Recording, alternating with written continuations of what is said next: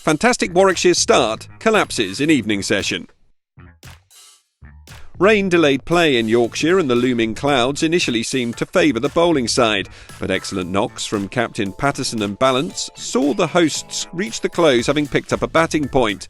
But Craig Miles was a wicket away from a fiver, and he looked to come out the blocks on day 2 to add to his tally.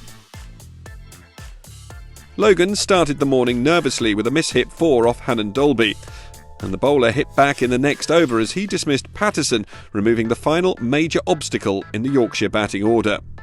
It was left to the tale of Logan and Code to make what runs they could, and what they could was just 6 more. Code then edged onto his own stumps.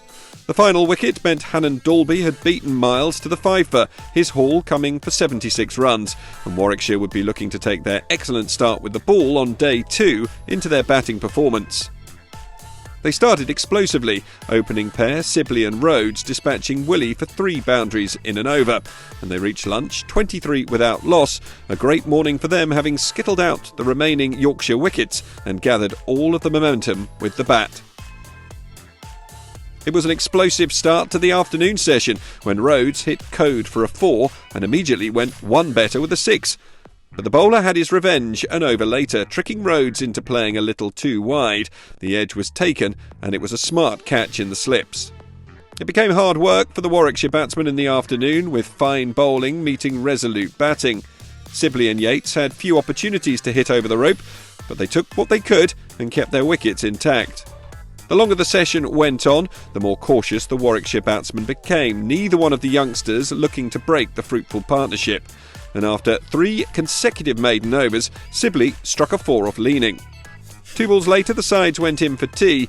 Both could take positives from the afternoon session. Excellent economy for Yorkshire, but a second wicket partnership still intact for the visitors. The careful batting continued after the break, a cautiousness through which Dom Sibley reached his half-century, a careful 126-ball 50 that had laid a good foundation for Warwickshire to spring from. Sibley started to accelerate, with 4s off Willie and Code. Yates got his partner's message with boundaries of his own in pursuit of his half-century.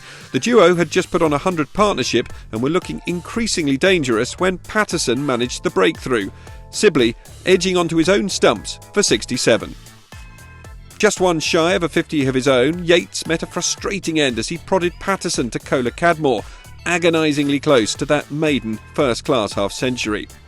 Patterson continued his fine day just 2 balls later, taking hose before the batsman could lay bat on ball, trapped to LBW for a duck. Lamb had made a positive start to his innings, but it was too much, too quick. He flashed at 1 too hard, edging to live at second slip. Warwickshire couldn't wait for the close, having lost 4 wickets for just 27. Hayne and Ambrose's main job was remaining unbeaten, but the pair did manage to add some runs too, getting boundaries off Code and Willie. They succeeded in their aim to see it through to stumps. Warwickshire 192 for 5 after 3 sessions at the crease. Yorkshire maintaining a lead, albeit only 57 runs. Victory remains achievable for both sides going into day 3.